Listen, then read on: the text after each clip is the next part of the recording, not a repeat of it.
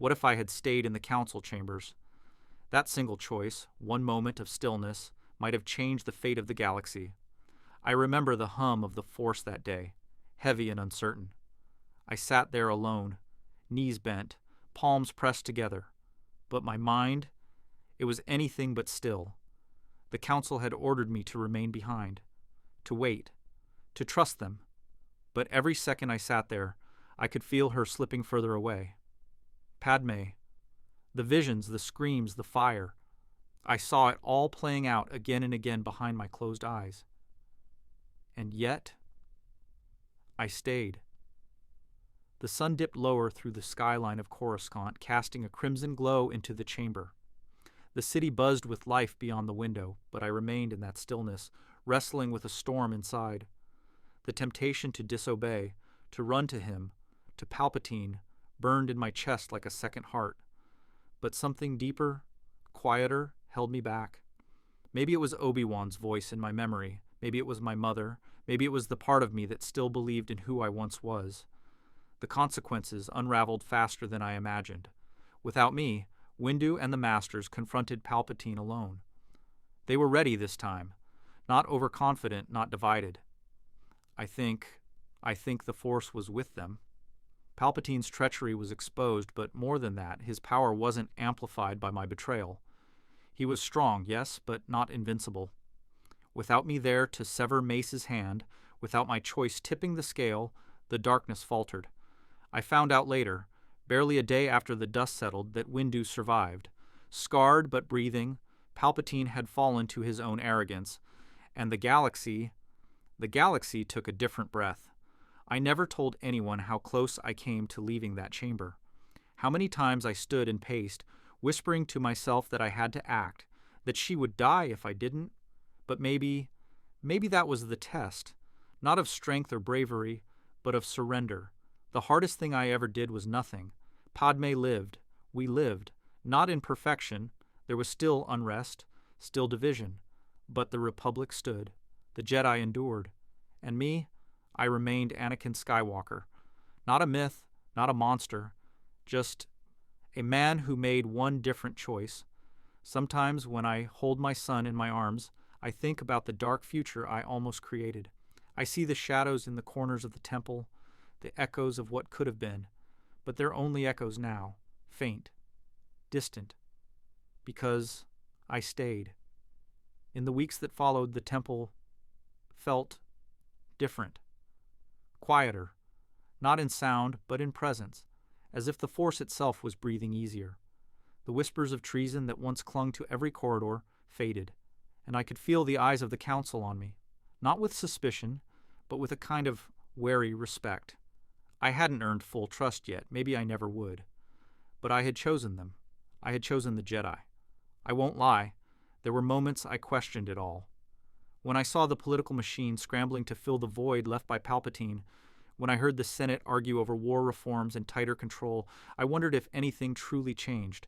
Evil doesn't vanish. It adapts. But so do we.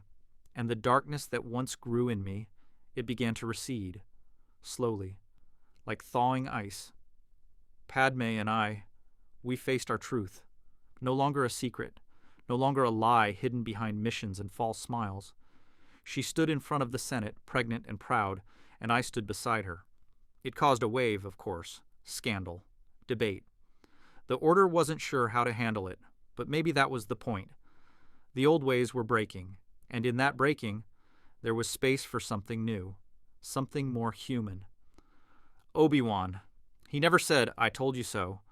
He just looked at me, one evening on the temple steps, the orange glow of Coruscant flickering across his robes, and said, "You did what many of us couldn't. You waited." And somehow that meant more than any praise or title. The nightmares stopped. The ones of Padme dying, of me burning on the banks of Mustafar, of our child crying alone in a galaxy ruled by fear. I think I understand now. They weren't visions of the future. They were warnings, forks in the road, and I was the one who chose which path to walk. Sometimes I still hear his voice, Sidious, echoing from the depths of memory, offering me power, salvation, control. But now it's just a whisper against a wall I no longer want to break. What if I had left the chamber? I would have become a legend, yes, a name children feared in stories. But instead I became a father, a husband, a Jedi who stayed, not because he was told to, but because he believed there was still another way. And in the end, that made all the difference. There's a certain kind of peace that comes not from victory, but from restraint. I learned that the hard way. Every part of me had been forged in war, ripped from my mother, trained for battle, praised for aggression. The galaxy taught me that power was survival.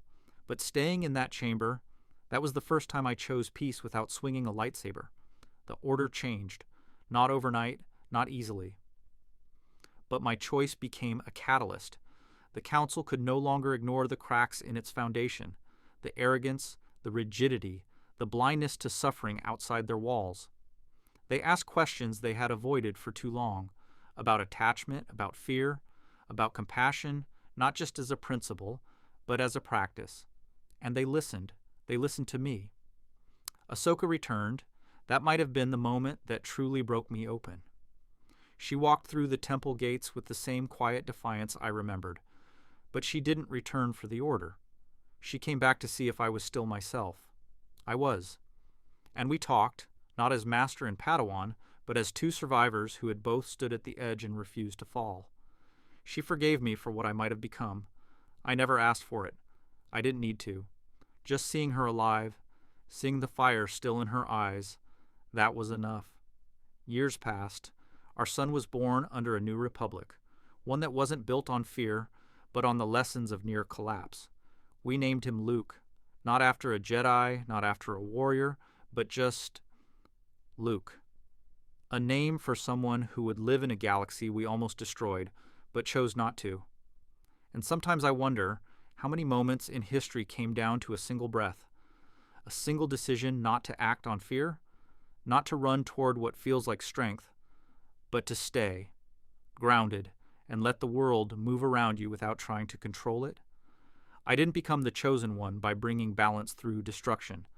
I became it by choosing not to tip the scales at all, by trusting the Force, even when it terrified me. So yes. What if I had stayed in the council chambers? I did. And everything changed. And if my story means anything to you, if you've ever stood on the edge of a decision, heart racing, desperate to act, remember this. Sometimes the bravest thing you can do is wait, to breathe, to trust that not every battle is won by force. So I ask you now, what moment are you facing? What choice lies ahead that could change everything? If this spoke to you, share it. Let someone else feel what you felt. And if you want to keep exploring the untold paths, the quiet truths, the hidden what-ifs of the galaxy, then subscribe, because this isn't the end. It's only the beginning of what could have been.